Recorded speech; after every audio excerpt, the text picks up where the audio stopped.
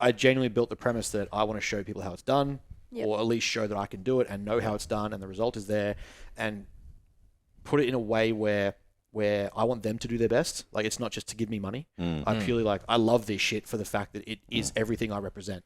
Yeah. There's something about the philosophy of bodybuilding to me that's like, it embodies everything that I stand for or believe in, that nothing that I want can't be obtained if I put the work in. Yeah. I might not be able to look like Ronnie. That's great. Ronnie looks like Ronnie. Yeah. But I know that I can be the best of me if I give the best efforts that I have.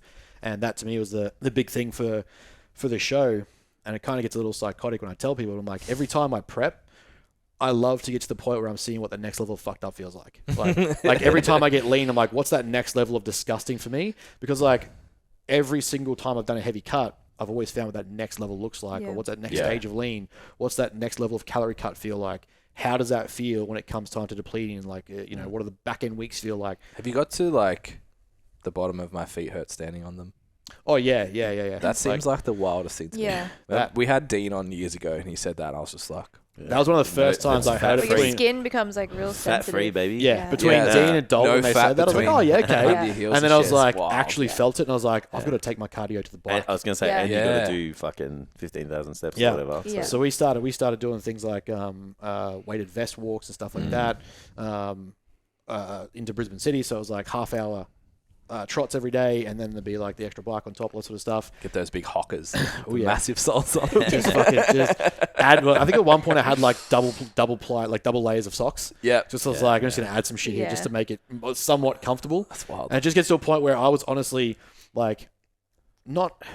It sounds like it's like a roid rage thing, but like just out of exhaustion, I was just moaning through Brisbane City from our place, playing Pokemon on my Game Boy, on my phone, and I just cruise through and just not look at anyone. But then like I'd make sure I'm like to the side and out of the way, not being a dick, but I just keep a straight line, and just people just walk into me, and I'm just like, fuck off. Like, do I really look like someone right now that you want to like just walk into? Like I'm the kind of I would see me if I was not me and be like, that's a person I don't want to bump into. Like I'm just gonna go out of my way to avoid that depression. But it's like it's not depression. Like I love it, but catch it. Yeah, but at the same time, it's like contagious. It looks contagious. Get out of the way. Who hurt you? Who beat you? The question for every bodybuilder ever. Who said you had small calves? The hard answer is themselves. Yes. They'll never admit. Yes. I've buried myself in this sadness. I've come to terms with my demons many years ago. We sat down and had dinner and we're like, look, this is what's going to go on. This is how life is going to be. This is how it's going to be. No, there was definitely some silent weeks there where you barely said a word. It was like, we like go on walks at night time and it was just like bet on Pokemon. I'm like, I'll just go fuck myself. I was like walking along. It just gets to a point where I'm like, I just tell even like clients and stuff, I'm like, just don't take it personally. But like, I'm showing you through action right now, not words. And that to me is like, I'll communicate. Like, I will jack up modafinil, so I do your check-ins and I'm buzzing. I'm like happy to go. But outside of that, just like if I don't reply in the next 6 hours, just chill. It's that last month is like not spoken about at all. Like I think a lot of people like the attractiveness of a contest prep and bodybuilding is the outcome. Yes. And it's like a little bit of the journey when it's fun. But that little bit where you're in the hole and it's like, fuck man, you look up and it's so dark. It's like, and it's like that doesn't get spoken about. You're tired, you're upset, you're hungry. And you just want you're the stuck complete with like your opposite. own internal thoughts. Yeah, that's it. And then all you want is like, you know, someone to tell you exactly what you want to hear. And sometimes you don't get it. And it's like that's... And then layer on the top of that you're literally... Your sport is to be judged on how you look. Physically, Like you start with 100 and go backwards. Yeah. Wild. It's like that just doesn't get shown enough. And it's like... When it gets to the point where that gets real hard, it's like, oh, we're just getting started. You've got 4 weeks, 6 weeks of this. That to me is like you've literally described why I actually don't agree with so many people prepping. Like I'm actually against, as much as my love for bodybuilding is one of my topics I wanted to talk about. It is literally why I don't see preps being good for people.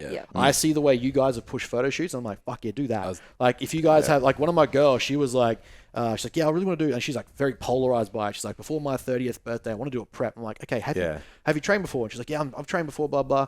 We started doing some face-to-face because I moved into a bit of a hybrid model with 0W up here. Yeah, nice. So Big Tommy was like, yeah, bro, like we're keen as, like we just do it this way. You're more than welcome to join up. I do it like twice a month.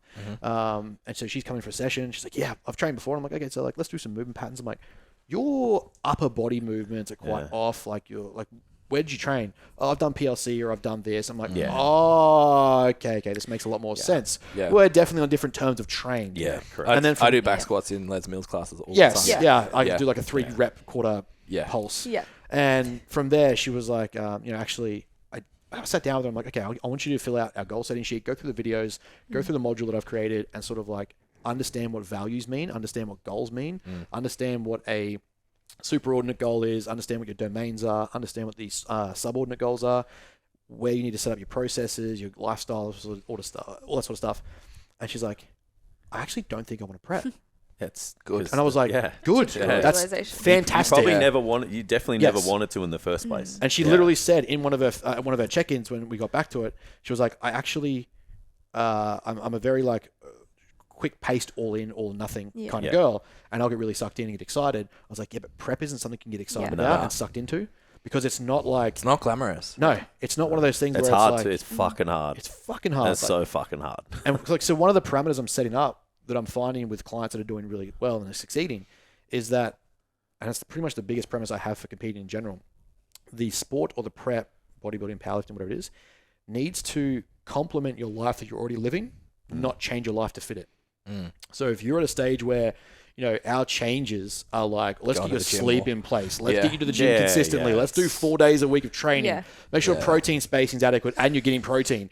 If we're making those level of changes, you're not going near a stage or even talking to a prep yet. If you've not lived this for a while, then I don't want to hear the words, I want to do a prep from you yet. No. I want you, like, I got one of my, like, and really good about that is that it sets the premise of realistic expectation. You get into a client's head like, I'm happy to be the guy for you. Like, I will fucking ride and die with you. If you sign up to me and tell me you're all in, great. But that means like 1-2+ years of us working together before we're like, hey, you got your toes wet. Now you're diving in. Now you're feeling good, like a consistent. Let's give it a crack and see where we end up. But you start with that drip feeding of like, let's just get you exposed to an aggressive cut first. Let's see how you handle a low or a higher deficit percentage, and see if you can actually tolerate it. And then see how you reverse out of that. And then see if you can handle a surplus. See if you can handle being softer.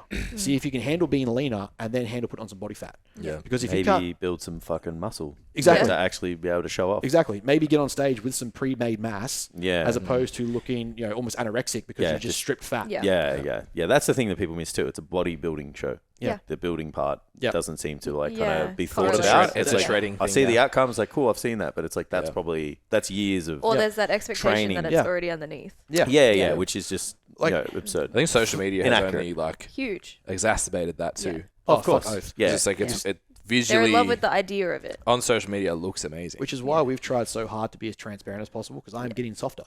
I'm 17 kilos up from stage weight, but it took me 17 weeks. Yeah. So like that level of progression now is happening, but at the condition I'm in now, I've never been on this much food and at this weight. So like last time I was 110, I was very soft, tightened in, recomped, that sort of thing. I put up a comparison only recently. My 101 pre-prep versus 101 now, drastically different people. So next time that happens, it'll be even more drastic. That's how you do it, to push the body weight. Exactly. Graded exposure. And that sort of like that part of it isn't often talked about enough. No. Where we're seeing, genuine progression limits. We're seeing you push for periods of time. We're seeing you get uncomfortable. Because like to me, the cut is easy. You just restrict food. You have like maybe a fasting window where you're like, I'm just going to eat between these points, make sure carbs are around training. I've got my stimulants in so I can focus and think and just move. And if you're stuck into business, half the time you forget to eat. So you're like, cool, I've got to backload all this food for training. Sweet, that's good. I'm going to feel fuller. So that to me is a piece of piss. How dare you make that sound so simple, Ben? Yeah, I know. Contest prep is complicated because people have to sell programs to people and coach them with voodoo. 12 weeks and throw some ice baths and stuff in there as well. How dare you? Yeah. Fuck. There's the ice bath challenge. We saw someone post before, ice bath challenge. Again. Stay in there as long as you can. This is like the ice bucket challenge? No. So this is submerge yourself in -5, I think it's 5 degrees or below. Yeah. For as long as you can. Isn't that? But that's dangerous. Incredibly dangerous. That's like hypothermia. Like even if you go into shocks, yeah. dangerous. So it's like here's a thing that like maybe would be applicable and sometimes beneficial. Isn't it like 4 minutes or something? I think it depends on the. I think it depends on the temperature. If some is good, more is better. Yeah. Same with drugs. Sign this waiver so you can cut your own toes off. Yeah, and die.